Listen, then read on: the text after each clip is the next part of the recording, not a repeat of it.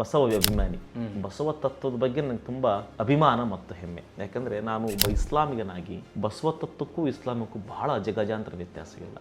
ಕಾಯಕ ಪರಂ ಅನೇಕ ಸಾಮ್ಯತೆಗಳಿದ್ದಾವೆ, ಒಂದಿಷ್ಟು ವೈರುಧ್ಯಗಳನ್ನಿದ್ದಾವೆ. ಸಮಕಾಲೀನ ಸಂದರ್ಭಗಳನ್ನು ನೆನೆಸಿಕೊಳ್ಳೋದಾದರೆ ಬಹುಶಃ ಇಲ್ಲಿನ ವಿಷಮ ಸ್ಥಿತಿ ಮತ್ತು ಅತ್ಯಂತ ಕಠಿಣವಾದ ಸವಾಲಿನ ದಿನಗಳು ಇವತ್ತು. ಅನೇಕ ಜನಪದರು ಕಲ್ಯಾಣ ಕ್ರಾಂತಿಯ ಶರಣರನ್ನ, ಬಹಳ ಮುಖ್ಯವಾಗಿ ಅಣ್ಣ ಬಸವಣ್ಣನ ಬಹಳ ವಿನೂತನವಾಗಿ ವಿಶಿಷ್ಟವಾಗಿ ಸ್ಮರಣೆಯನ್ನು ಮಾಡಿಕೊಳ್ತಾರೆ. ಜನಪದಕ್ಕೆ ಹೊಂದಿರುವ ದೊಡ್ಡ ಶಕ್ತಿ ಏನಂದ್ರೆ ಅದು ಬದಲಾಗ್ತಾ ಹೋಗುತ್ತೆ. ಜನಾಂಗದಿಂದ ಒಂದು ಪ್ರದೇಶದಿಂದ ಇನ್ನೊಂದು ಪ್ರದೇಶಕ್ಕೆ ಒಂದು ಸಾಹಿತ್ಯ, ಆ ಕಟ್ಟಿ ಹಾಡಿದ ಹಾಡುಗಳು ಬಾಯಿಂದ ಬಾಯಿಗೆ, ಕಿವಿಯಿಂದ ಕಿವಿ ಹರಡಿ ಹಂಚಿ ಹೋಗುವಾಗ ಅನೇಕ ರೀತಿಯಲ್ಲಿ ಬದಲಾಗ್ತಾ ಹೋಗುತ್ತೆ. ಆ ಬದಲಾವಣೆ ಕೂಡ ಜನಪದದ ಒಂದು ಚೈರ್ಯ. ಬಸವಣ್ಣ ಜನಪದರನ್ನು ಮುಟ್ಟಿದಷ್ಟು, ಮುಗ್ಧರನ್ನು ಮುಟ್ಟಿದಷ್ಟು, ಅನಕ್ಷರಸ್ಥರನ್ನು ಮುಟ್ಟಿದಷ್ಟು ಪ್ರಜ್ಞಾವಂತರನ್ನ ಬಸವಣ್ಣ ಮುಟ್ಟಕ್ಕಾಗಿಲ್ಲ. ಕಾರಣ ಆತನ ಆಲೋಚನೆಯನ್ನ ನಾವ್ಯಾರು ಅರ್ಥೈಸಿಕೊಳ್ಳಲು ಸೋತಿದ್ದೇವೆ. ಇವತ್ತಿನ ಸಮಾಜವನ್ನ ಎಲ್ಲರೂ ನಾವು ಬಸವಣ್ಣನ ಇಲ್ಲವಾಗಿಸಿದ್ದಾರೆ, ಆದರೆ ಬಸವಣ್ಣನ ತತ್ವಗಳನ್ನ, ವಿವೇಚನೆಯನ್ನ ಇಲ್ಲವಾಗಿಸೋದಕ್ಕೆ ಅಸಾಧ್ಯ. ಯಾಕಂದ್ರೆ ಬಸವನ ಗಟ್ಟಿ ಬೀಜಗಳು ಇನ್ನೂ ಅನೇಕರು ಈ ನಾಡಿನ ಪ್ರಾಜ್ಞರು ಇನ್ನೂ ಇದ್ದಾರೆ. ಸೋಬಾನೆ ಹಾಡುಗಾರ್ತಿಯರು ಕೂಡ ಈ ಬಸವಣ್ಣನನ್ನ ಆಗಾಗ ತಮ್ಮ ಕಾರಣ ಕಟ್ಟುಗಳಲ್ಲಿ ನೆನೆಸ್ಕೊಳ್ತಾ ಇದ್ರು. ಅಂದರೆ ಬಸವಣ್ಣ ಅತ್ಯಂತ ಈ ಸಮಾಜದ ಕಟ್ಟಕಡೆಯ ಜನರನ್ನು ತಲುಪಿದ್ದ ಅನ್ನೋದಕ್ಕೆ ಜನಪದರ ಹಾಡುಗಳು, ಈ ಗೀಗಿ ಪದ, ಸೋಬಾನೆ ಪದ, ಹಂತಿ ಪದ, ಬೀಸೋಕಲಿನ ಪದ ನಮಗೆ ಸಾಕ್ಷಿ ಆಗ್ತವೆ. ಸೊಸಿ ಇದ್ದಾರ ಇರಬೇಕು ಎಂತಾಕಿ, ಆ ಹೇಮ್ರೆಡ್ಡಿ ಮಲ್ಲಮ್ಮನಂತಾಕಿ. ಸೊಸಿ ಇದ್ದಾರ ಗುರು ಇದ್ದಾರ ಇರಬೇಕು ಎಂತವ್ರು, ಭಕ್ತಿ ಭಂಡಾರಿ ಬಸವಣ್ಣನಂತವ್ರು. ಗುರು ಇದ್ದಾರ ಅಣ್ಣನಿದ್ದಾರ ಇರಬೇಕು ಎಂತವ್ರು, ಆ ಕಲ್ಯಾಣ ಕ್ರಾಂತಿಯ ಬಸವಣ್ಣನಂತವ್ರು. ಅಣ್ಣನಿದ್ದಾರ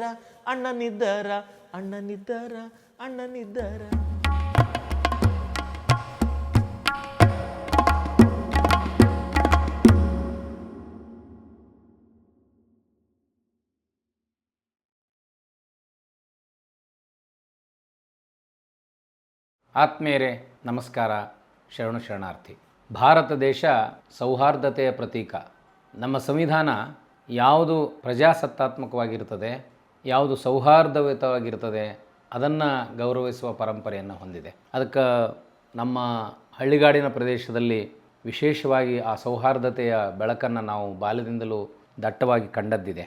ಇವತ್ತು ನಮ್ಮೊಂದಿಗೆ ಅವರ ಹೆಸರನ್ನು ನೋಡಿದ್ರೇ ಸೌಹಾರ್ದತೆ ನಮ್ಗೆ ಅರ್ಥ ಆಗ್ತದೆ. ಡಾಕ್ಟರ್ ಜೀವನ್ ಸಾಬ್ ವಾಲಿಕಾರ್ ಬಿನ್ನಾಳ್. ವಾಲಿಕಾರ್ ಅನ್ನೋದು ಒಂದು ಕಾಯಕವನ್ನು ಪ್ರತಿನಿಧಿಸುವಂಥ ಪದ. ಆದರೆ ಇತ್ತೀಚೆಗೆ ಕೆಲವು ಜನಾಂಗದ ಸರ್ನೇಮ್ ಆಗಿರುವಂಥದ್ದನ್ನು ನಾವು ಕಾಣ್ತೇವೆ. ಆದರೆ ನಮ್ಮ ಗ್ರಾಮೀಣ ಪ್ರದೇಶಗಳಲ್ಲಿ ಎಲ್ಲ ರೀತಿಯ ಜನನೂ ಎಲ್ಲ ರೀತಿಯ ಕಾಯಕವನ್ನು ಮಾಡ್ತಾಯಿದ್ರು. ಕೃಷಿ ಯಾವುದೇ ಇದ್ದರೂ ಕೂಡ ಎಲ್ಲ ಸರ್ವ ಜನಾಂಗದ ಶಾಂತಿಯ ತೋಟದ ವಾತಾವರಣ ನಮ್ಮಲ್ಲಿತ್ತು. ಹಾಗೆ ಕಲ್ಯಾಣ ಕರ್ನಾಟಕದಲ್ಲಿ ವಿಶೇಷವಾಗಿ ಕಲ್ಯಾಣ ನಾಡಿನ ಪ್ರಭಾವ, ಬಸವಾದಿ ಶರಣರ ಪ್ರಭಾವದಿಂದ ಆ ಸೌಹಾರ್ದತೆಯನ್ನು ನಾವಿನ್ನೂ ಕಾಪಾಡಿಕೊಂಡಿದ್ದೇವೆ. ಈ ಸಂದರ್ಭದಲ್ಲಿ ನಾನು ನಾಡಿನ ಪ್ರಖ್ಯಾತ ಜಾನಪದ ಕಲಾವಿದರು, ಗಾಯಕರು, ಬರಹಗಾರರಾಗಿರುವ ಡಾಕ್ಟರ್ ಜೀವನ್ ಸಾಬ್ ವಾಲಿಕಾರ್ ಅವರನ್ನು ಈ ಮಾತಿಗೆ ಆಹ್ವಾನಿಸ್ತೇನೆ. ನಮಸ್ಕಾರ, ಶರಣಾರ್ಥಿ. ನಮಸ್ಕಾರ ಸರ್, ತಮಗೂ ಶರಣಾರ್ಥಿ. ಈಗ ಮುಖ್ಯ ವಿಷಯಕ್ಕೆ ಬರೆದ ನಾನು ಆರಂಭದಲ್ಲಿ ಹೇಳಿದೆ, ನೀವು ನಮ್ಮ ಕಲ್ಯಾಣ ಕರ್ನಾಟಕದಲ್ಲಿ ಸಂಗೀತ ಅನ್ನೋದಕ್ಕೆ music is an universal language ಅಂತ ಕರೀತಾರೆ. ಸಂಗೀತ ಅನ್ನೋದೊಂದು ಜಾಗತಿಕ ಭಾಷೆ. ಅಂಥ ಒಂದು ಸಂಗೀತವನ್ನು ಆಯ್ಕೆ ಮಾಡಿಕೊಂಡ್ರಿ, ಕಲಾವಿದರಾದ್ರಿ, ವೃತ್ತಿಯಿಂದ ಶಿಕ್ಷಕರಾದ್ರಿ. ಇವತ್ತು ಒಂದರ್ಥದಲ್ಲಿ ಮಾನಸಿಕವಾಗಿ ನಾವು ಬಿಕ್ಕಟ್ಟಿನ ಸಂದರ್ಭದಲ್ಲಿದ್ದೇವೆ. ಅದಕ್ಕೆ ಕಾರಣ ನಾವು ಹುಡುಕೋದು, ಟೀಕೆ ಮಾಡೋದು ನನ್ನ ಉದ್ದೇಶ ಅಲ್ಲ. ಇಂಥ ಪ್ರಸಂಗದಲ್ಲಿ ನೀವು ಈ ಬಸವಾದಿ ಶರಣರು ಮತ್ತು ವಚನಕಾರರ ಮೌಲ್ಯಗಳನ್ನು ಯಾವ ರೀತಿಯಲ್ಲಿ ಸ್ಮರಣೆ ಮಾಡ್ಕೊಳ್ಳೋಕೆ ಬಯಸ್ತೀರಿ? ಅದು ನಿಮ್ಮ ಮೇಲೆ ಹೇಗೆ ಪ್ರಭಾವವನ್ನು ಬೀರಿದೆ? ಸರ್, ಖಂಡಿತ. ಸಮಕಾಲೀನ ಸಂದರ್ಭಗಳನ್ನು ನೆನೆಸಿಕೊಳ್ಳೋದಾದರೆ ಬಹುಶಃ ಇಲ್ಲಿನ ವಿಷಮ ಸ್ಥಿತಿ ಮತ್ತು ಅತ್ಯಂತ ಕಠಿಣವಾದ ಸವಾಲಿನ ದಿನಗಳು ಇವತ್ತು. ನಾನೊಬ್ಬ ವೃತ್ತಿಯಿಂದ ಶಿಕ್ಷಕನಾಗಿ, ಪ್ರವೃತ್ತಿಯಿಂದ ಒಬ್ಬ ಜನಪದ ಹಾಡುಗಾರನಾಗಿ, ಬರಹಗಾರನಾಗಿ ಬಹುಶಃ ಜನಪದವನ್ನು ಆಪ್ತವಾಗಿ ಅವಲೋಕಿಸೋದಾದರೆ ಜನಪದರು ಈ ಮನುಷ್ಯತ್ವದ ಬಹುದೊಡ್ಡ ಬೇರಾಗಿದ್ದರು. ಜನಪದರು ಅವು ಯಾವ ಶಾಲೆ ಕಟ್ಟಿಯನ್ನು ಹತ್ತಲಿಲ್ಲ, MA ಡಿಗ್ರಿ ಮಾಡಲಿಲ್ಲ, ಓದಲಿಲ್ಲ. ಆದರೂ ಕೂಡ ಅವರು ಬಂಧುತ್ವಕ್ಕೆ ಬಹುದೊಡ್ಡ ಹೆಸರಾದವರು. ಆ ಬಂಧುತ್ವವನ್ನು ಇಟ್ಟುಕೊಂಡು ವಿವೇಚಿಸ್ತಾ ಹೋದಂಗೆಲ್ಲ ಅನೇಕ ಜನಪದರು ಕಲ್ಯಾಣ ಕ್ರಾಂತಿಯ ಶರಣರನ್ನು ಬಹಳ ಮುಖ್ಯವಾಗಿ ಅಣ್ಣ ಬಸವಣ್ಣನ ಬಹಳ ವಿನೂತನವಾಗಿ ವಿಶಿಷ್ಟವಾಗಿ ಸ್ಮರಣೆಯನ್ನು ಮಾಡಿಕೊಳ್ತಾರೆ. ಜನಪದ ಅಂದರೆ ಅದೊಂದು ಅದ್ಭುತವಾದ ಪರಿಭಾವ, ಜನರಿಂದ ಪರಿಪರಿಯಾಗಿ ಹರಡಿದ್ದು. ಅಲ್ಲಿ ಒಂದು ಒಳ್ಳೆಯ ಹೊಳವುಗಳಿದ್ದಾವೆ, ಒಂದಿಷ್ಟು ಸಂದೇಶಗಳಿದ್ದಾವೆ, ಒಂದಿಷ್ಟು ಮೌಲ್ಯಗಳಿದ್ದಾವೆ, ನಮ್ಮೆಲ್ಲರ ಬದುಕಿಗೆ ಬೇಕಾದ ತತ್ವಗಳಿದ್ದಾವೆ. ಒಬ್ಬ ಜನಪದ ತಾಯಿ ಕಟ್ಟಿ ಹಾಡಿದ ಒಂದೊಂದು ಹಾಡಲ್ಲಿ ಕೂಡ ವೈಚಾರಿಕ ಚಿಂತನೆಯ ಸಣ್ಣ ಸಣ್ಣ ಎಳೆಗಳು ಇದ್ದಾವೆ. ಜನಪದ ತಾಯಿಗೆ ಆಕಿ ಯಾರನ್ನೂ ಕೂಡ ಭೇದ ಮಾಡಲಿಲ್ಲ, ಎಲ್ಲರೂ ನನ್ನವರು. ಅದಕ್ಕೆ ನಮ್ಮ ಈಗಲೂ ಹಳ್ಳಿ ಒಳಗೆ ಕಾಕ, ದೊಡ್ಡಪ್ಪ, ಮಾವ, ಚಿಗಪ್ಪ, ಎಣ್ಣ, ಎಕ್ಕ ಎನ್ನುವ ಬಾಂಧವ್ಯದ ಬೆಸುಗೆ ಈಗಲೂ ನಮ್ಮಲ್ಲಿ ಗಟ್ಟಿಯಾಗಿಳಿದಿದೆ. ಅದಕ್ಕೆ ಒಬ್ಬ ಜನಪದ ಹಾಡುಗಾರ್ತಿ ಒಂದು ಹೇಳುವ ಒಂದು ಪದ ನಮ್ಮನ್ನು ತುಂಬ ಅದ್ಭುತವಾಗಿ ನಮ್ಮನ್ನು ಕಾಡುತ್ತೆ. ಶರಣರ ನೆನದಾರ ಸರಗಿಯ ಉಟ್ಟಾಂಗ, ಶರಣರ ನೆನದಾರ ಸರಗಿಯ ಉಟ್ಟಾಂಗ, ಅರಳು ಮಲ್ಲಿಗೆ ಮುಡಿದಾಂಗ, ಅರಳು ಮಲ್ಲಿಗೆ ಮುಡಿದಾಂಗ ನಾವೆಲ್ಲರೂ, ಅರಳು ಮಲ್ಲಿಗೆ ಮುಡಿದಾಂಗ ನಾವೆಲ್ಲರೂ, ಕಲ್ಯಾಣದ ಬಸವನ ನೆನೆಯೋಣ, ಕಲ್ಯಾಣದ ಶರಣರ ನೆನೆಯೋಣ. ಬಹುಶಃ 12ನೇ ಶತಮಾನದ ಕಲ್ಯಾಣ ಕ್ರಾಂತಿಯ ಬಹುದೊಡ್ಡ ಹೆಸರು ಅದು ಅಣ್ಣ ಬಸವಣ್ಣ. ಬಹುಶಃ ಅಣ್ಣ ಬಸವಣ್ಣನ ಬಗ್ಗೆ ಪ್ರಾಜ್ಞರು, ಪಂಡಿತರು, ರಾಜಕೀಯ ತಜ್ಞರು, ವಿದ್ವಾಂಸರು ಕಟ್ಟಿ ಹಾಡಿದ ಒಂದು ಬರಹಗಳಿಗಿಂತಲೂ ವಿವೇಚನೆಗಿಂತಲೂ ಒಬ್ಬ ಜನಪದ ಗರ್ತಿ ಹೇಳ್ತಕ್ಕಂಥ ಈ ಪದ ಇದೆಯಲ್ಲ, ಭಾಳ ಎತ್ತರದಲ್ಲಿ ನಿಲ್ಲುತ್ತೆ ಅಂತಕ್ಕಂಥದ್ದು ನನ್ನ ಆಲೋಚನೆ. ಒಂದು ಸಣ್ಣ ಎಳೆ ನೆನಪಾಗೋದಾದರೆ, ಬಸವಣ್ಣ ವರ್ಣಮೂಲ ವರ್ಗಮೂಲ ಸಮಾಜವನ್ನು ಧಿಕ್ಕರಿಸಿ ಸಮಾಜದ ಕನಸು ಕಂಡ ಮಹಾನ್ ಕನಸುಗಾರ. ಕಾಯಕ ತತ್ವದ ಮೂಲಕ ಒಂದು ದೊಡ್ಡ ಸಿದ್ಧಾಂತವನ್ನು ಕೊಟ್ಟಾತ. ದಾಸೋಹದ ಪರಂಪರೆಯ ಮೂಲಕ ಇಡೀ ಜಗತ್ತಿಗೆ ದಾಸೋಹದ ಒಂದು ಬಹುದೊಡ್ಡ ವ್ಯಾಖ್ಯಾನವನ್ನು ಮಾಡಿದಾತ. ವೈಚಾರಿಕ ವಚನ ಸಾಹಿತ್ಯದ ಮೂಲಕ ವೈಚಾರಿಕ ಕ್ರಾಂತಿಗೆ ನಾಂದಿ ಹಾಡಿದ ಮಹಾನ್ ಸುಧಾರಕ. ಇಂಥ ಬಸವಣ್ಣನ ಬಗ್ಗೆ ಜನಪದರು ಭಾಳ ಆಪ್ತವಾಗಿ ಕಂಡಿದ್ದಾರೆ. ಬಹುಶಃ ಆತನ ಬಗ್ಗೆ ಭೂತಪೂರ್ವವಾಗಿ ಒಳಗೊಂಡಿದ್ದಾರೆ. ಅದಕ್ಕೆ ಒಬ್ಬ ಜನಪದ ತಾಯಿ ಒಂದು ಕಡೆ ಹೇಳ್ತಾಳೆ, ಮಲ್ಲಿಗೆ ಇದ್ದಾರ ಮುಳ್ಳ್ಯಾಕ ಮುಡಿಯಲಿ, ಕಲ್ಯಾಣದಾಗ ಬಸವಣ್ಣ, ಕಲ್ಯಾಣದಾಗ ಬಸವಣ್ಣ ಇದ್ದರ ಕಲ್ಲಿಗ್ಯಾಕ ಕೈಯ ಮುಗಿಯಲಿ. ನಾವು ಜನಪದರನ್ನ ಏನೂ ಓದಿಕೊಂಡು ಅಲ್ಲ ಅಂತ ಕರಿತೀವಿ, ನಿರಕ್ಷರರು ಅಂತ ಹೇಳ್ತೀವಿ. ಆ ಕಾಲದಲ್ಲೇ 11-12ನೇ ಶತಮಾನದಲ್ಲಿ ಒಬ್ಬ ಜನಪದ ತಾಯಿಗೆ ಇರ್ತಕ್ಕಂಥ ವಿವೇಚನೆ, ವೈಚಾರಿಕ ತಾತ್ವಿಕತೆ ಇದೆಯಲ್ಲ ನೋಡಿ. ಆ ಹಾಡಿನಲ್ಲಿ ಅವಳು ಏನು ಹೇಳ್ತಾಳ, ದೇವಾಲಯ ಸಂಸ್ಕೃತಿ ಬೇಡ ನಮಗ, ಬಸವಣ್ಣ ಕೊಟ್ಟ ಲಿಂಗು ಸಾಕು ಅಂತ ಹೇಳ್ತಾಳೆ. ಇಷ್ಟಲಿಂಗ ಸಾಕು. ಎಂತ ಅದ್ಭುತ ಪರಂಪರೆ. ಆಕೆ ಹೇಳುವ ಒಂದು ಪರಿಭಾವ ಬಹುಶಃ ಸ್ಥಾವರ ಕಳಿವುಂಟು ಜಂಗಮ ಕಳಿವು ಅಂತ ಹೇಳ್ತಾರೆ ಶರಣರು. ಪ್ರಾಜ್ಞರು ಹೇಳುವ ಅಂದ್ರೆ ಬಸವಣ್ಣನ ಆಕೆ ತಾಯಿ ಕಾಣುವ ಪರಿ ಅಂತದ್ದು ಅಂದ್ರೆ, ಜಂಗಮ ಸ್ವರೂಪಿಯಾದ ಬಸವಣ್ಣ ನೀನೇ ನನಗೆ ದೊಡ್ಡಾತ, ನೀನೇ ನನಗೆ ಸಾಕು. ಸ್ಥಾವರ ಸ್ವರೂಪಿಯಾದ ಈ ಲಿಂಗ, ಶಿಲ್ಪ, ಕಲ್ಲು ಇದೆಯಲ್ಲ, ಅಂದ್ರೆ ಕಲ್ಲಿಗೆ ಯಾಕೆ ನಾ ಕೈ ಮುಗಿಯಲಿ, ನೀನೇ ನನಗಂತ. ಅದಕ್ಕೆ ಕರುಣೆ ಬಂದರೆ ಕಾಯೋ, ಮರಣ ಬಂದರೆ ಒಯ್ಯೋ, ಕರುಣೆ ಕಲ್ಯಾಣ ಬಸವಣ್ಣ, ಸದ್ಗುರುವೇ ಕಡೆತನಕ ಕಾಯೋ ಅಭಿಮಾನ ಅಂತಕ್ಕಂಥ ಪದವನ್ನು ಹಾಡ್ತಾಳೆ. ಅಂದ್ರೆ ಜನಪದ ಹಾಡುಗಾರರಿಗೆ, ಜನಪದ ತಾಯಿಗೆ ಬಸವಣ್ಣನೇ ದೇವನಾಗಿ, ದೈವವನಾಗಿ, ಬಹುಶಃ ಆತನೇ ತಂದೆ ತಾಯಿಯಾಗಿ ಪರಿಭಾವಿಸ್ತಾನೆ. ಯಾಕೆ ಅಂದರೆ ಬಸವಣ್ಣನ ವಚನಗಳು ಜನರಿಗೆ ಆ ಕಾಲದಲ್ಲಿ ಆಪ್ತವಾಗಿ ಕಾಣಿಸ್ತವೆ. ಸಹಜವಾಗಿ ಇವನಾರವ ಎಂದೆನಿಸದರಯ್ಯ, ಎಲ್ಲರೂ ನನ್ನವರು ಅಂತಕ್ಕಂಥ ಪರಿಭಾವನೆ ಇದೆಯಲ್ಲ, ಅದು ಎಂಥವ್ರಿಗೂ ಕೂಡ ಅರ್ಥವಾಗಬಲ್ಲದು, ಎದೆಗೆ ಮುಟ್ಟಬಲ್ಲದು, ಎದೆಗೆ ಇಳಿಯಬಲ್ಲದು. ಅದಕ್ಕೆ ಜನಪದ ತಾಯಿ ಬಸವಣ್ಣನ ಜೀವ ಕಾರುಣ್ಯದ ನಾಯಕ ಅಂತ ಹೇಳ್ತಾರೆ. ಅಂದರೆ ಜೀವ ಪ್ರೀತಿಯನ್ನು ಕೊಟ್ಟಾತ. ಅಷ್ಟು ಪರಿಣಾಮಕಾರಿ ಪದಗಳನ್ನು ಅಕ್ಷರ ಜ್ಞಾನದಲ್ಲ ಜನಪದರು ಹಿಡಿದಿಡಲಿಕ್ಕೆ ಯಾವ ಕಾಲಘಟ್ಟದಲ್ಲಿ ಆ ಪ್ರಭಾವವನ್ನು ಅವರು ಜನಪದರು ಅರ್ಥ ಮಾಡ್ಕೊಂಡಿರ್ಬೋದು, ಅಕ್ಷರ ಬಲ್ಲದೇ ಇರೋರು ಹೆಂಗೆ ಅದು ಅವ್ರ ಜೀವನದ ಮೇಲೆ ಪರಿಣಾಮ ಆಗಿರ್ಬೋದು ಅಂತ ನೀವು ಅನಿಸ್ತದೆ? ಸರ್, ಖಂಡಿತ ಜನಪದರು ಓದಲಿಲ್ಲ, ಆದರೆ ಅವರು ಖುಷಿಯಾದಾಗ ಕಾವ್ಯವನ್ನು ಕಟ್ಟಿ ಹಾಡಿದರು. ಅವರ ಹಾಡುಗಳು, ಬಸವಣ್ಣನ ಬಗ್ಗೆ ಅನೇಕ ಹಾಡುಗಳು ಹಾಡಲ್ಪಟ್ಟವು. ಕಥೆಯಾಗಿ, ಒಗಟು, ಗಾದೆ, ಗೀಗಿ, ಲಾವಣಿಗಳಾಗಿ ಭಾಳಷ್ಟು ಹಾಡುಗಳನ್ನು ಅವ್ರು ಕಟ್ತಾ ಹೋದರು.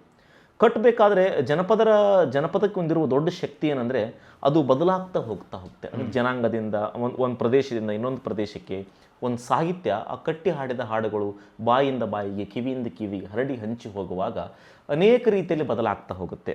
ಆ ಬದಲಾವಣೆ ಕೂಡ ಜನಪದದ ಒಂದು ಚೈರ್ಯ.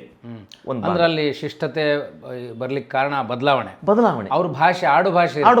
ಉದಾಹರಣೆಗೆ ನಮ್ಮ ಕಲ್ಯಾಣ ಕರ್ನಾಟಕಕ್ಕೆ ನಮ್ಮದೇ ಆದ ಒಂದು ಆಡು ಭಾಷೆ. ಅವ್ರು ಹಾಡಿದ್ದು ಆ ಆಡು ಭಾಷೆಯಲ್ಲೇ ಹಾಡಿರ್ತಾರ, ಆದ್ರೆ ಅದು ಸ್ವರೂಪ ಬದಲಿ ಆಗ್ತಾ ಹೋಗ್ತದೆ.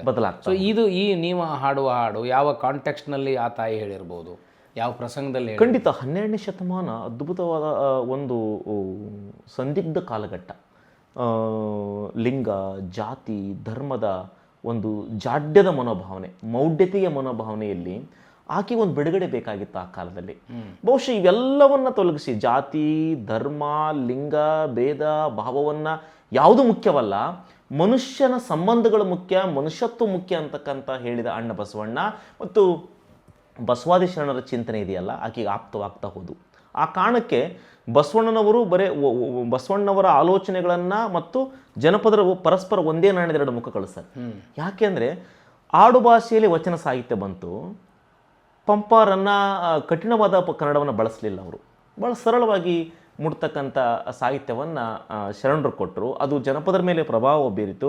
ಕಲಬೇಡ ಕೊಲಬೇಡ ಉಸಿಯ ನುಡಿಯಲಬೇಡ ಅಂತಕ್ಕಂಥ ಒಂದು ಬಸವಣ್ಣನ ವಚನ ಜನಪದರ ಮೇಲೆ ಯಾವ ರೀತಿ ಪ್ರಭಾವ ಬೀರುತ್ತೆ ಅಂದರೆ, ಒಳ್ಳೆಯವರ ಗೆಳತನ ಕಲ್ಲು ಸಕ್ಕರೆ ಹಂಗ, ಅದಕ್ಕೆ ಹೋಲುವಂಥದ್ದು. ಕುಲ್ಲಾರ ಗೆಳತನ ಮಾಡಿ ಹೇಳ್ಬೋದ, ಒಳ್ಳೆಯವರ ಗೆಳತನ ಕಲ್ಲು ಸಕ್ಕರೆ ಹಾಂಗ, ಕುಲ್ಲಾರ ಗೆಳೆತನ ಮಾಡಿದರ, ಕುಲ್ಲಾರ ಗೆಳೆತನ ಮಾಡಿದರ ನನ್ನ ಕಂದ ಸಲ್ಲಾದ ಮಾತು ಬರುತ್ತಾವ, ಮಂದಿ ಮಕ್ಕಳ ಒಳಗ ಚಂದಾಗಿ ಇರಬೇಕ ನಂದಿಯ ಶಿವನ ದಯದಿಂದ, ನಂದಿಯ ಶಿವನ ದಯದಿಂದ ಹೋಗಾಗ 4 ಮಂದಿ ಬಾಯಾಗ ಬರಬೇಕ, ಆಚಾರ ಕರಸಾಗು ನೀತಿಗೆ ಪ್ರಭುವಾಗು, ಮಾತಿನೊಳು ಚೂಡ ಮಣಿಯಾಗು, ಮಾತಿನೊಳು ಚೂಡ ಮಣಿಯಾಗೋ ನನ್ನ ಕಂದ ಜ್ಯೋತಿಯೇಯಾಗು ಜಗಕ್ಕೆಲ್ಲ. ಬಹುಶಃ ಈ ಥರದ ಆ ಸಾಹಿತ್ಯ ಇದೆಯಲ್ಲ, ಅದು ವ್ಯಕ್ತಿತ್ವ ವಿಕಾಸನದ ರೀತಿಯಲ್ಲಿ ನಮ್ಮನ್ನು ಪರಿಭಾವಿಸ್ತಾ ಹೋಗುದು. ಜನಪದರಿಗೆ ಒಂದು ಜವಾಬ್ದಾರಿ ಇತ್ತು. ಬರೀ ನನ್ನ ಮಗ ಮಾತ್ರ ಒಳ್ಳೆಯವನಾಗಿ ಬದುಕೋದಲ್ಲ, ಈ ಸಮಾಜ ಚೆನ್ನಾಗಿ ಆಗಬೇಕು ಅಂತಂದರೆ ನನ್ನ ಮಗನ ಜೊತೆಗೆ ಸಮಾಜದಲ್ಲಿರೋ ಎಲ್ಲರೂ ನಾಗರಿಕ ಪ್ರಜ್ಞೆಯಿಂದ ಬದುಕಬೇಕು, ಒಳ್ಳೆಯವ್ರ ಗೆಳತನ ಮಾಡ್ರಿ, ಜಗಕ್ಕೆ ಜ್ಯೋತಿಯಾಗು, ಹಿರಿಯರಿಗೆ ಹಿರಿಯನ್ನು ಕಿರಿಯರಿಗೆ ಕಿರಿಯನ್ನು, ನೆರೆಗಡ್ಡದ ಮುದುಕರ ಕಂಡರೆ ತಲೆಬಾಗಿ ನಡೆಯೋ ನನ್ನ ಕಂದ ಅಂತಕ್ಕಂಥ ಮಾತನ್ನು ಜನಪದ ತಾಯಿ ಹೇಳ್ತಾಳೆ. ಬಹುಶಃ ಈ ಥರದ ವೈಚಾರಿಕ ಚಿಂತನೆ ಆ ಕಾಲಕ್ಕೆ ಇತ್ತು. ಒಬ್ಬ ತಾಯಿ ಹೇಳ್ತಾಳೆ, ಒಂದು ಕಡೆಗೆ ಹೇಳ್ತಾಳೆ, ಎಷ್ಟು ಆಕೆಯ ಜನಪದ ಸಾಲ ನಮ್ಮನ್ನು ಆಪ್ತವಾಗಿ ಕಾಡ್ತವೆ ಅಂತಂದರೆ, ಮಲ್ಲಿಗೆ ಇದ್ದರ ಮುಳ್ಳ್ಯಾಕ ಮುಡಿಯಲಿ ಅನ್ನುವ ಧಾಟಿಯಲ್ಲಿ ಆಕೆ ತಾಯಿ ಹೇಳ್ತಾಳೆ. ಅಂದರೆ ಕಾಸಿಗೆ ಹೋಗಲಿಕ್ಕ ಏಸೊಂದು ದಿನ ಬೇಕು, ಕಾಸಿಗೆ ಹೋಗಲಿಕ ಏಸೊಂದು ದಿನ ಬೇಕು, ತಾಸೊತ್ತಿನ ಹಾದಿ ತವರೂರ, ತಾಸೊತ್ತಿನ ಹಾದಿ ತವರೂರು ಹಡೆದವ್ವ ಕಾದು ಕುಂತವಳೆ ಮನಿಯೊಳಗ. ಅಂದ್ರೆ ದೇವರನ್ನ ಅವರ ತಂದೆ ತಾಯಿ ರೂಪದಲ್ಲಿ ಕಾಣ್ತಾ ಇದ್ರು. ದೂರದ ಕಾಶಿಗೆ ಹೋಗ್ಬಾಟ್ರು.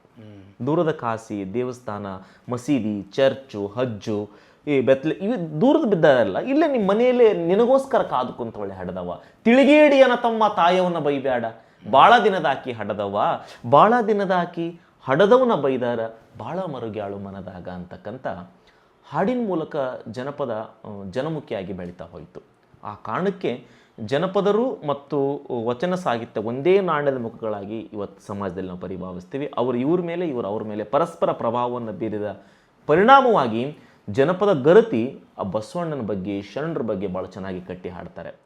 ಆ ಸೊಸಿ ಇದ್ದಾರ ಇರಬೇಕು ಎಂತಾಕಿ, ಆ ಹೇಮ್ರೆಡ್ಡಿ ಮಲ್ಲಮ್ಮನಂತಾಕಿ, ಸೊಸಿ ಇದ್ದಾರ ಗುರು ಇದ್ದಾರ ಇರಬೇಕು ಎಂತವ್ರು, ಭಕ್ತಿ ಭಂಡಾರಿ ಬಸವಣ್ಣನಂತವ್ರು, ಗುರು ಇದ್ದಾರ ಅಣ್ಣನಿದ್ದಾರ ಇರಬೇಕು ಎಂತವ್ರು, ಆ ಕಲ್ಯಾಣ ಕ್ರಾಂತಿಯ ಬಸವಣ್ಣನಂತವ್ರು, ಅಣ್ಣನಿದ್ದಾರ ಗಿಗಿ ಪದ ಹಾಡುಗಾರ ಬಸವಣ್ಣನ ಬಗ್ಗೆ ಭಾಳ ಚೆನ್ನಾಗಿ ಕಟ್ಟಿ ಹಾಡ್ತಾನೆ. ನಮ್ಮ ಪಕ್ಕದ ಗದಗ ಜಿಲ್ಲೆಯ ಪಕ್ಕದ ಅಡವಿ ಸೋಮಪುರದ ಚೆನ್ನಣ್ಣ ಅಂತಕ್ಕಂಥ ಒಬ್ಬ ಅದ್ಭುತವಾದ ಅಂಗಡಿಯ ಕವಿ ಭಾಳ ಚೆನ್ನಾಗಿ, ವಚನ ರಚನೆ ಮಾಡಿದ ನಮ್ಮಣ್ಣ ಕರೆ ಕಲ್ಯಾಣ ಕಿರಣ ವಚನ ರಚನೆ ಮಾಡಿದ ನಮ್ಮಣ್ಣ. ಬಸವಣ್ಣನ ಬಗ್ಗೆ ಅಭಿಮಾನದಿಂದ ಲಾವಣಿಕಾರರು, ಗೀಗಿ ಪದಗಾರರು, ಸೋಬನೆ ಹಾಡುಗಾರರು, ಹಂತಿ ಪದಗಾರರು ಭಾಳ ಚೆನ್ನಾಗಿ ಕಟ್ಟಿ ಜನಪದ ಗೀತೆಯನ್ನು ಹಾಡಿದರು. ಬಹುಶಃ ಇವೆಲ್ಲದಕ್ಕಿಂತಲೂ ಇಡೀ ಬಸವಣ್ಣನ ಚರಿತ್ರೆಯನ್ನು ಯಾಕೆ ಬಸವ ನಮಗೆ ಬೇಕು ಅಂತಂದರೆ, ನಾವು ಒಂದು ಈ ಸಮಾಜಕ್ಕೆ ಬೆಳಕಾಗಿರ್ತಕ್ಕಂಥ ಬಸವಣ್ಣ, ಕೋಮು ಸಾಮರಸ್ಯ, ಕೋಮು ಸೌಹಾರ್ದತೆ, ಬಹುಶಃ ಎಲ್ಲ ಕಾಲಗಿಂತಲೂ 12ನೇ ಶತಮಾನಗಿಂತಲೂ ಇವತ್ತಿನ 21ನೇ ಶತಮಾನ ಭಾಳಷ್ಟು ವಿಷಮಕಾರಿಯಾಗಿರ್ತಕ್ಕಂಥ ಶತಮಾನ. ಇವತ್ತು ಆ ಬಾಹ್ಯ ಅಸ್ಪೃಶ್ಯತೆ ಹೋಗಿದೆ, ಆಂತರಿಕವಾಗಿರ್ತಕ್ಕಂಥ ಅಸ್ಪೃಶ್ಯತೆ, ಆಂತರಿಕವಾದ ಭಿನ್ನ ಭೇದ ಭಾವ ನಮ್ಮನ್ನು ಆವರಿಸ್ಕೊಂಡು ಬಿಟ್ಟಿದೆ. ನಾವು ಕಲ್ತವರು ಜಾತಿ ಮಾಡಕತ್ತೀವಿ.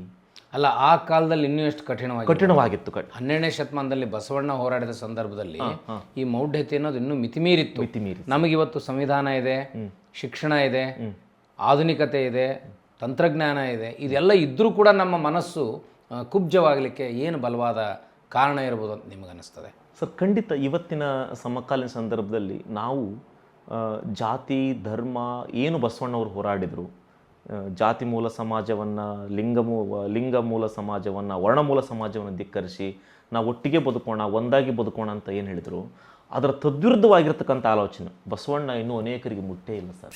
ಬಸವಣ್ಣ ಜನಪದರನ್ನು ಮುಟ್ಟಿದಷ್ಟು, ಮುಗ್ಧರನ್ನು ಮುಟ್ಟಿದಷ್ಟು, ಅನಕ್ಷರಸ್ಥರನ್ನು ಮುಟ್ಟಿದಷ್ಟು ಪ್ರಜ್ಞಾವಂತರನ್ನು ಬಸವಣ್ಣ ಮುಟ್ಟಕ್ಕಾಗಿಲ್ಲ. ಕಾರಣ ಆತನ ಆಲೋಚನೆಯನ್ನು ನಾವ್ಯಾರು ಅರ್ಥೈಸಿಕೊಳ್ಳಲು ಸೋತಿದ್ದೇವೆ.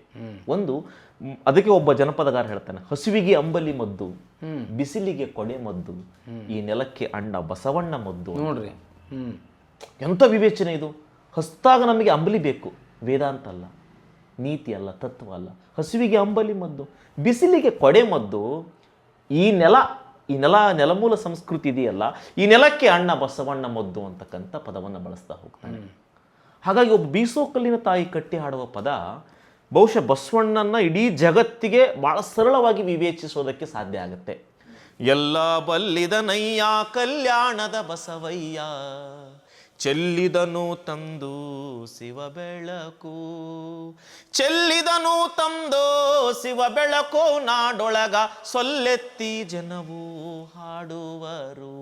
ಎಲ್ಲ ಬಲ್ಲಿದನಯ್ಯ ಕಲ್ಯಾಣದ ಬಸವಣ್ಣ. ಬರೇ ಬಸವಣ್ಣ ಭಕ್ತಿ ಭಂಡಾರಿ ಮಾತ್ರ ಅಲ್ಲ, ಬಸವಣ್ಣ ಜ್ಞಾನದ ಭಂಡಾರಿ ಕೂಡ. ಬಸವಣ್ಣನಿಗೆ ಎಲ್ಲ ಜ್ಞಾನವಿತ್ತು, ವಿವೇಚನೆ ಇತ್ತು, ಈ ಜಗತ್ತನ್ನು ಹೇಗೆ ಕೊಂಡೊಯ್ಯಬೇಕತಕ್ಕಂಥ ತಾತ್ವಿಕ ಶಕ್ತಿ ಇತ್ತು ಬಸವಣ್ಣ. ಅದಕ್ಕೆ ಎಲ್ಲ ದಿಕ್ಕಿನ ಗಾಳಿ ನಿಲ್ಲದಲೇ ಬೀಶಾವ, ಕಲ್ಯಾಣದ ಗಾಳಿ ಬಲುಗಾಳಿ, ಕಲ್ಯಾಣದ ಗಾಳಿ ಬಲುಗಾಳಿ ಬೀಸಿದರ, ಕಲ್ಯಾಣದ ಗಾಳಿ ಬಲುಗಾಳಿ ಬೀಸಿದರ, ಎಲ್ಲಾರೊಕ್ಯಾರು ಶಿವನುಡಿಯ. ನೋಡ್ರಿ, ಎಂತ ಕಲ್ಯಾಣದ ಗಾಳಿ ಅಂತ ಹೇಳ್ತಾನೆ. ಅಂದ್ರೆ ಗಾಳಿ ಬಿಟ್ಟಾಗ ತೂರಿಕೊಳ್ಳಿರು ಅಂತಕ್ಕಂಥ ಶರಣರು ಹೇಳ್ತಾರೆ. ಗಾಳಿ ಅಂದರೆ ಅಲ್ಲಿ ವರ್ಗಮೂಲ ಸಮಾಜದ ಮೌಢ್ಯತೆಯ ಬಿರುಗಾಳಿ ಅಲ್ಲಿ ಬೀಸಬೇಕು. ಆ ಬಿರುಗಾಳಿ ಬೀಸಿ ಸಮಾನತೆ ಅಂತಕ್ಕಂಥದ್ದು ಒಳ್ಳೆಯ ವಾತಾವರಣ ಸೃಷ್ಟಿ ಆಗಬೇಕು. ಅಂದರೆ ಈ ಕಲ್ಯಾಣದ ಗಾಳಿ ಇದೆಯಲ್ಲ, ಅದು ಅದ್ಭುತವಾದ ಶುದ್ಧವಾದ ಗಾಳಿ. ಎಲ್ಲಾರೊಕ್ಯಾರು ಶಿವನುಡಿಯ. ಬಸವಣ್ಣನ ವಚನಗಳು, ಆತನ ವಚನ ಪ್ರಜ್ಞೆ, ಅವರ ತಾತ್ವಿಕತೆ, ಎಲ್ಲ ಜನರನ್ನು ಒಟ್ಟಾಗಿ ಕಾಣ್ತಕ್ಕಂಥ ಈ ಗಾಳಿ ಇದೆಯಲ್ಲ, ಈ ಗಾಳಿ ನಮಗೆ ಬೇಕು. ನಾವು ಯಾವುದನ್ನ ಪರಿಸರ ಅಂತ ಹೇಳ್ತೀವಿ. ಅಂದ್ರೆ ಒಬ್ಬ ನಿಮ್ಗೆ ಪ್ರಕೃತಿ ಪರಿಸರ ಸ್ವಚ್ಛ ಇದ್ರಲ್ಲ, ಅಂತರಂಗದ ಪರಿಸರ ಕೂಡ ಸ್ವಚ್ಛ ಆಗಿರಬೇಕು. ಕಣದಲ್ಲಿ ರಾಶಿ ಮಾಡಬೇಕಾದ ರೈತ ಈ ಪದವನ್ನು ಹಾಡ್ತಾನೆ. ಕಲ್ಯಾಣದ ಗಾಳಿ ಬಲುಗಾಳಿ ಬೀಸಿದರ, ಎಲ್ಲಾರೊಕ್ಯಾರು ಶಿವನುಡಿಯ. ಅಂದ್ರೆ ನಾವೇನಾದರೂ ಆತನ ವಿವೇಚನೆಯಿಂದ ನಾವು ನಡ್ಕೊಂಡ್ಬಿಟ್ರೆ ನಮಗೆ ಸ್ವರ್ಗ ಆಚಾರವೇ ಸ್ವರ್ಗ, ಅನಾಚಾರವೇ ನರಕ ಅಂತ ಏನು ಬಸವಣ್ಣ ವಿವೇಚಿಸಿದ್ದಾನೆ, ಅದನ್ನು ಹತ್ತಿರ ಇಟ್ಟುಕೊಂಡು ಗಾಳಿ ಬಗ್ಗೆ ಹೇಳ್ತಾರೆ. ಕಲ್ಯಾಣದ ಗಾಳಿ ಬಲುಗಾಳಿ ಬೀಸಿದರ, ಎಲ್ಲಾರೊಕ್ಯಾರು ಶಿವನುಡಿಯ. ಅದಕ್ಕೆ ದಾಸೋಹಿ ಬಸವಣ್ಣ ದಾಸೋಹ ಕಲಿಸಿದನು, ದೇಶ ದೇಶಲ್ಲ ಹೇಳುತ್ತಲಿ, ದೇಶ ದೇಶಲ್ಲ ಹೇಳುತ್ತಲಿ, ಹೊಸ ಮಾತು ಮಾಸಿದವು ವೇದ ಹುಸಿಯೆಂದು. ಏನು ಅವತ್ತಿನ ಸಮಾಜ ಎಷ್ಟು ಕ್ಲಿಷ್ಟಕರವಾಗಿತ್ತು. ಇವತ್ತಿನ ಸಮಾಜವನ್ನು ಎಲ್ಲರೂ ನಾವು ಬಸವಣ್ಣನ ಇಲ್ಲವಾಗಿಸಿದ್ದಾರೆ. ಆದರೆ ಬಸವಣ್ಣನ ತತ್ವಗಳನ್ನು, ವಿವೇಚನೆಯನ್ನು ಇಲ್ಲವಾಗಿಸೋದಕ್ಕೆ ಅಸಾಧ್ಯ. ಯಾಕಂದರೆ ಬಸವನ ಗಟ್ಟಿ ಬೀಜಗಳು ಇನ್ನೂ ಅನೇಕರು ಈ ನಾಡಿನ ಪ್ರಾಜ್ಞರು ಇನ್ನೂ ಇದ್ದಾರೆ. ಹಾಗಾಗಿ ಬಸವಣ್ಣನ ಬಗ್ಗೆ ಇಡೀ ಜಗತ್ತಿಗೆ ನೀನು ದಾಸೋಹವನ್ನು ಕಲಿಸಿದ ಬಹುದೊಡ್ಡ ದಾಸೋಹಿ ಅಂತಕ್ಕಂಥ ಮಾತನ್ನು ಹೇಳ್ತಾರೆ ಆಕೆ. ಅಂದರೆ ದಾಸೋಹವನ್ನ ಹೇಳಿ ಕೊಟ್ಟಾತ ನೀನು. ದೇಶ ಎಲ್ಲ ಮಾತಾಡಕತ್ತವ ನಿನ್ನ ಬಗ್ಗೆ ಬಸವಣ್ಣ. ನೀನು ನಾನು ದುಡಿದು ಬಂದ ಕಾಯಕದಲ್ಲಿ ನಾನು ಊಟ ಮಾಡಿ ಉಳಿದದ್ದನ್ನು ಶರಣರನ್ನು ಕರೆದು, ಯಾರಿಗೂ ಹಸಿವಾಗಿದೆ ಅಂತರನ್ನ ಕರೆದು ಊಟ ಹಾಕೋದನ್ನು ಹೇಳಿಕೊಟ್ಟು ನಮಗೆ ನೀನು ದಾಸೋಹನ ಕಲಿಸಿಕೊಟ್ಟಿ ಅಣ್ಣ ಬಸವಣ್ಣ. ನಿನ್ನ ಬಗ್ಗೆ ದೇಶ ಮಾತಾಡಕತ್ತವು. ನಿನ್ನ ಈ ದಾಸೋಹದ ಮುಂದ ವೇದ, ಶಾಸ್ತ್ರ, ಪುರಾಣ, ತರ್ಕ ಎಲ್ಲವೂ ಕೆಳಮುಖ ಆದವು ಅಂತಕ್ಕಂಥ ಪರಿಕಲ್ಪನೆ. ನೋಡ್ರಿ ಎಂಥ ಮಾತು. ಅದಕ್ಕೆ ಆಕಿ ಇನ್ನೊಂದು ಕಡೆಗೆ ಹೇಳ್ತಾ ಭಾಳ ಚೆನ್ನಾಗಿ, ಕಲ್ಯಾಣ ಹಾಡುತ್ತಲಿ ಎಲ್ಲ ಶರಣರ ವಚನ, ಕಲ್ಯಾಣ ಹಾಡುತ್ತಲಿ ಎಲ್ಲ ಶರಣರ ವಚನ, ಸೊಲ್ಲಡಿಗೆ 4 ವೇದಗಳು, ಸೊಲ್ಲಡಿಗೆ 4 ವೇದಗಳು ಹೊಸ ಮತಕ್ಕೆ ಹುಲ್ಲಾಗಿ ಬಿದ್ದು ಕೈ ಮುಗಿದು ಅಂತಕ್ಕಂಥ ಒಂದು ಹಾಡನ್ನ ಜನಪದ ಗರತಿ ಸೋಬಾನೆ ಪದ ಹಾಡಬೇಕಾದಾಗ ಹಾಡ್ತಾಳ್ರಿ. ಅಂದರೆ ಸೋಬಾನೆ ಹಾಡಗಾರ್ತಿಯರು ಕೂಡ ಈ ಬಸವಣ್ಣನನ್ನು ಆಗಾಗ ತಮ್ಮ ಕಾರಣ ಕಟ್ಟುಗಳಲ್ಲಿ ನೆನೆಸ್ಕೊಳ್ತಾ ಇದ್ರು. ಅಂದರೆ ಬಸವಣ್ಣ ಅತ್ಯಂತ ಈ ಸಮಾಜದ ಕಟ್ಟ ಕಡೆಯ ಜನರನ್ನು ತಲುಪಿದ್ದ ಅನ್ನೋದಕ್ಕೆ ಜನಪದರ ಹಾಡುಗಳು, ಗೀಗಿ ಪದ, ಸೋಬಾನೆ ಪದ, ಹಂತಿ ಪದ, ಬೀಸೋಕಲಿನ ಪದ ನಮಗೆ ಸಾಕ್ಷಿ ಆಗ್ತವೆ. ಬಸವ ಭಕ್ತಿಯ ಬೀಜ, ಬಸವ ಮುಕ್ತಿಯ ತೇಜ, ಬಸವ ಕಾಯಕದ ಗುರು ಬೀಜ, ಬಸವ ಕಾಯಕದ ಗುರು ಬೀಜ, ಹೊಸ ಮತಕ್ಕೆ ಬಸವ ಓಂಕಾರ ಶಿವನಾಮ. ಕಾಯಕವ ಕಲಿಸುವುದಕ್ಕೆ ನಾಯಕನು ಬಸವಣ್ಣ. ಬಸವಣ್ಣ ನಿಮ್ಮ ಹೆಸರು ಅಮರಾಯಿತು, ಬಸವ ಕಲ್ಯಾಣ ಹೆಸರಾಯಿತು ಅಂತ ಹೇಳ್ತಾರೆ.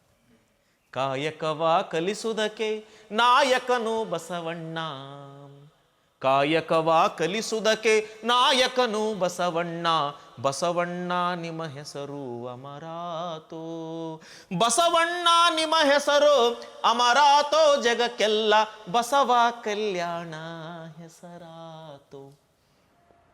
ಅಂದರೆ ಬಸವ ಕಲ್ಯಾಣ ಇಡೀ ಜಗತ್ತಿನ ಒಂದು ಸಾಕ್ಷಿ ಪ್ರಜ್ಞೆಯ ನೆಲ ಅದು. ಆ ಕಲ್ಯಾಣ ಅಂತಕ್ಕಂಥದ್ದು ಇಡೀ ಜನರ ಒಳಿತನ್ನು ಬಯಸುವ ಸ್ಥಳ. ಆ ಬಸವ ನಿನ್ನ ಮೂಲಕ ಆ ಕಲ್ಯಾಣ ಹೆಸರಾಯಿತು ಅಂತಕ್ಕಂಥ ಕಾಯಕವ ತತ್ವ ನಿನ್ನಿಂದ ಹೆಸರಾಯಿತು. ಕಾಯಕ ಅರ್ಚನೆಯಿಂದ ಬಂದಿದ್ದನ್ನು ನೀವು ಕಾಯಕ ಪ್ರಜ್ಞೆ ಭಾಳ ಜನರಲ್ಲಿ ಬೆಳೆದಿದ್ದ ಅವಾಗೆ ಈ ಕಾಯಕ ತತ್ವವನ್ನು, ಬಸವಣ್ಣನ ದಾಸೋಹ ಪರಂಪರೆಯನ್ನು. ಬಸವಣ್ಣನ ಎಂಥ ಶಕ್ತಿವಂತ ಬಸವಣ್ಣ ಅಂದರೆ ಲಿಂಗ ಸಮಾನತೆಯನ್ನು ಧಿಕ್ಕರಿಸಿರ್ತಕ್ಕಂಥ ಒಬ್ಬ ನಾಯಕ. ಅನುಭವ ಮಂಟಪದ ಮೂಲಕ ಪ್ರಜಾಪ್ರಭುತ್ವದ ಬೇರುಗಳನ್ನು ಗಟ್ಟಿಗೊಳಿಸಿದ ಒಬ್ಬ ಧೀಮಂತ ಜನನಾಯಕ ಅಣ್ಣ ಬಸವಣ್ಣ. ಜನಪದರ ನಾಯಕ ಆತ. ನಿಜವಾಗ್ಲೂ ಜನಪದರ ನಾಯಕ ಅಂದರೆ ಅಣ್ಣ ಬಸವಣ್ಣ. ಅದಕ್ಕೆ ಒಬ್ಬ ಜನಪದ ಗರ್ತಿ ಅಣ್ಣ ಬಸವಣ್ಣನ ಪರಂಪರೆಯೇ ಇರತಕ್ಕಂಥ ಕೊಡೇಕಲ್ ಬಸವಣ್ಣ, ಅದು ಸೌಹಾರ್ದ ಪರಂಪರೆಯ ನಾಡು. ಅದಕ್ಕೆ ಆ ಕಲ್ಲ ಈ ಕಲ್ಲ, ಆ ಕಲ್ಲ ಈ ಕಲ್ಲ, ಹಳದಿ ಹಸರ ಕಲ್ಲ, ಹೆಸರಾದ ಕಲ್ಲ ಇಲಕಲ್ಲ, ಹೆಸರಾದ ಕಲ್ಲ ಇಲಕಲ್ಲ, ಹೆಸರಾದ ಕಲ್ಲ ಇಲಕಲ್ಲ, ಮುಂದೈತಿ ಕೊಡೆಕಲ್ಲ, ಕೊಡೆಕಲ್ಲ ಬಸವಣ್ಣನಿಗೆ ಹಸಿರು ಗಲೀಪ ಹೊಲಸೇನ ಅಂತಕ್ಕಂಥ ಒಬ್ಬ ಹೆಣ್ಮಗಳು ಕಟ್ಟಿ ಹಾಡ್ತಾಳೆ. ಆ ಕೊಡೆಕಲ್ಲಿನ ಪರಂಪರೆ ಅಂತದ್ದೊಂದು ಸೌಹಾರ್ದ ಪರಂಪರೆ, ಹಿಂದೂ ಮುಸಲ್ಮಾನರ ಪರಂಪರೆ.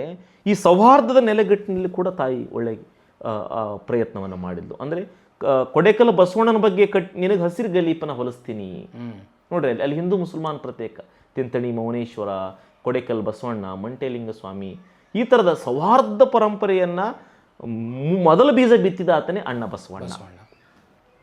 ಇವತ್ತ ನಾನೊಬ್ಬ ಧರ್ಮದಿಂದ ಒಬ್ಬ ಮುಸಲ್ಮಾನನಾಗಿ ನನಗೀಗಲೂ ನೆನಪಿದೆ, ನನ್ನ ಊರಿನ ಬಿನ್ನಾಳ ಗ್ರಾಮದ, ಕೊಪ್ಪಳ ಜಿಲ್ಲೆಯ ಕುಕನೂರು ತಾಲೂಕಿನ ಬಿನ್ನಾಳ ಗ್ರಾಮದಲ್ಲಿ ನನ್ನ ಅಜ್ಜಿ ಇಮಾಂಬಿ, ನನ್ನ ಅಜ್ಜ ಕರೀಂ ಸಾಬ, ನಮ್ಮೂರಿನ ಶರಣ ಬಸವೇಶ್ವರ ಪುರಾಣದಲ್ಲಿ ಬಸವಣ್ಣನ ಫೋಟೋ ಇಟ್ಟುಕೊಂಡು ಊರಲ್ಲಿ ಪ್ರಬತ್ಬರಿ ಬರಬೇಕಾದಾಗ ನನ್ನ ಅಜ್ಜ ಅಜ್ಜಿ, ನನ್ನ ದಾದಾ ದಾದಿ ಅಂತ ಹೇಳ್ತೀವಿ, ಆ ಬಸವಣ್ಣನ ಫೋಟೋಕ್ಕೆ ಕಾಯಿ ಒಡಿಸಿ ನಮಸ್ಕರಿಸಿ ಸ್ವಪರಿ ಇದೆಯಲ್ಲ, ಆ ಒಂದು ಪ್ರಭಾವ ನಮ್ಮ ಮೇಲೆ ಆದಿದ್ದು. ಬಸವಣ್ಣ ಎಂಥ ಅದ್ಭುತವಾದ ನಾಯಕ. ಆತ ಜಾತಿ ಧರ್ಮ ಭೇದ ಭಾವ ಇಲ್ಲದೆ ಎಲ್ಲರನ್ನು ಮುಟ್ಟಿದ ಒಬ್ಬ ಜನಪದ ನಾಯಕ. ಅದಕ್ಕೆ ಜನಪದರು ಭಾಳ ಅದ್ಭುತವಾದ ರೀತಿಯಲ್ಲಿ ಬಸವಣ್ಣನ ಬಗ್ಗೆ ವಿವೇಚಿಸ್ತಾರೆ. ಅದಕ್ಕೆ ನನಗನ್ನಿಸುತ್ತೆ, ಕಟ್ಟುವೆ ನಾವು ನಾಡೊಂದನ್ನು, ರಸದ ಬೀಡೊಂದನ್ನು ಅಂತ ನಮ್ಮ ಗೋಪಾಲಕೃಷ್ಣ ಅಡಿಗವರು ಹೇಳ್ತಾರೆ.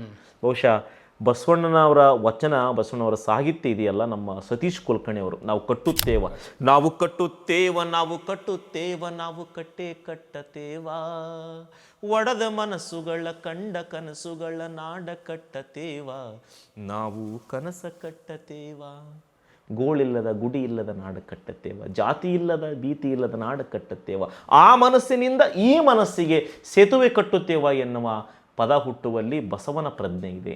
ಬಸವನ ಪ್ರಜ್ಞೆ ಮೂಲಕ ಹುಟ್ಟಿದ ಹಾಡು ಕುಲಕರ್ಣಿ ಅವರು ಬರೆದ ಹಾಡಿದೆಯಲ್ಲ. ಹಾಗಾಗಿ ಬಹುಶಃ ನನಗೆ ಜನಪದರ ಮಾತೇ ವೇದ ವಾಕ್ಯ. ಅವರು ಹೇಳಿದ ಈ ನೆಲಕ್ಕೆ ಬಸವಣ್ಣನೇ ಮದ್ದು. ಇಲ್ಲಿರುವ ಈಗಲೂ ಕೂಡ ನಮ್ಮನ್ನು ತಾಂಡವಾಡ್ತಕ್ಕಂಥ ಲಿಂಗ ತಾರತಮ್ಯ, ಜಾತಿಯ ಒಂದು ಮೇಲಾಟಗಳು, ಇವತ್ತಿನ ರಾಜಕಾರಣ, ಇವತ್ತಿನ ಸಾಮಾಜಿಕ ಪಿಡುಗುಗಳು, ಅನೇಕ ತಲ್ಲಣಗಳಿಗೆ ಬಸವ ಪ್ರಜ್ಞೆಯೇ ಔಷಧಿ ಆಗಬಲ್ದು, ಬಸವನ ವಿವೇಚನೆಯೇ ಮುಲಾಮಾಗಬಲ್ದು, ಬಸವನ ಬದುಕೆ ನಮಗೆ ಮಾದರಿ ಆಗಬಲ್ದು. ಬಹುಶಃ ಬಸವ ತತ್ವವನ್ನು ನಾವು ಅಳವಡಿಸಿಕೊಂಡಿದ್ದೇ ಆದರೆ ಈ ಜಗತ್ತಿನ ಹಲವಾರು ಸವಾಲು ಸಮಸ್ಯೆಗಳಿಗೆ ನಮ್ಮೆ ಆಗ್ತವೆ. ಈಗ ಉದಾಹರಣೆಗೆ ಗ್ರಾಮೀಣ ಜನರ ತಲೆಯಲ್ಲಿ ಆ ಭಾವನೆ ಇಲ್ಲ, ಆದರೂ ಕೂಡ ಈ ಥರದ ಹಾಡುಗಳು ಮಾತುಗಳಿಂದ ಏನಾದರೂ ಸಾಮಾಜಿಕ ಸ್ವಾಸ್ಥ್ಯವನ್ನು ಕಾಪಾಡಲಿಕ್ಕೆ ನಮ್ಮ ಕಡೆಯಿಂದ ಸಾಧ್ಯ ಆಗ್ತದಂತ ಅನಿಸ್ತದೆ ನಿಮಗೆ? ಖಂಡಿತ ಸರ್. ನಾನು ಅನೇಕ ಹಳ್ಳಿಗಳನ್ನು ಸುತ್ತಾಡಿದ್ದೀನಿ. ನಾನು 3,000ಕ್ಕೂ ಹೆಚ್ಚು ಹಳ್ಳಿಗಳಲ್ಲಿ ಓಡಾಡಿದ್ದೀನಿ. ಬಹುಶಃ ಗ್ರಾಮೀಣ ಜನತೆ ಈಗಲೂ ತಮ್ಮ ಸೌಹಾರ್ದದ ಬದುಕಲ್ಲಿ ನೆಲೆಗಟ್ಟನ್ನು ಕಟ್ಟಿಕೊಂಡಿದ್ದಾರೆ.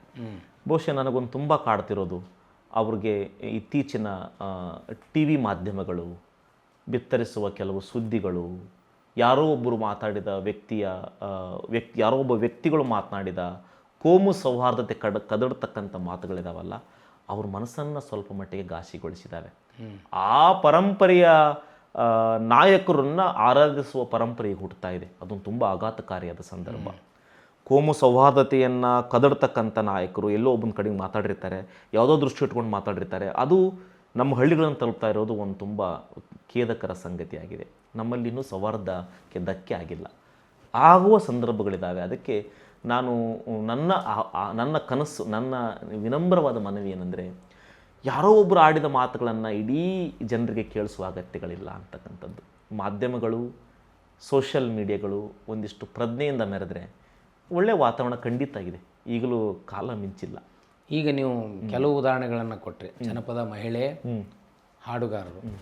ಈಗ ನೀವು ಬಸವಣ್ಣನ ಕುರಿತು ಬಸವಣ್ಣನವರ ವಚನಗಳನ್ನು ಮನೋಜ್ಞವಾಗಿ ಆಪ್ತವಾಗಿ ಹೇಳುವಂಥ ಯಾವುದಾದ್ರೂ ವಚನದ ಹಾಡಿದೆಯಾ? ಖಂಡಿತ ಸರ್. ಬಸವಣ್ಣನ ಬಗ್ಗೆ ನಾನು ಬಸವ ಅಭಿಮಾನಿ. ಬಸವ ತತ್ವದ ಬಗ್ಗೆ ನನಗೆ ತುಂಬ ಅಭಿಮಾನ ಮತ್ತು ಹೆಮ್ಮೆ. ಯಾಕಂದರೆ ನಾನು ಒಬ್ಬ ಇಸ್ಲಾಮಿಗನಾಗಿ ಬಸವ ತತ್ವಕ್ಕೂ ಇಸ್ಲಾಮಕ್ಕೂ ಬಹಳ ಜಗಜಾಂತರ ವ್ಯತ್ಯಾಸವಿಲ್ಲ. ಕಾಯಕ ಪರಂ ಅನೇಕ ಸಾಮ್ಯತೆಗಳಿದ್ದಾವೆ, ಒಂದಿಷ್ಟು ವೈರುಧ್ಯಗಳನ್ನಿದ್ದಾವೆ.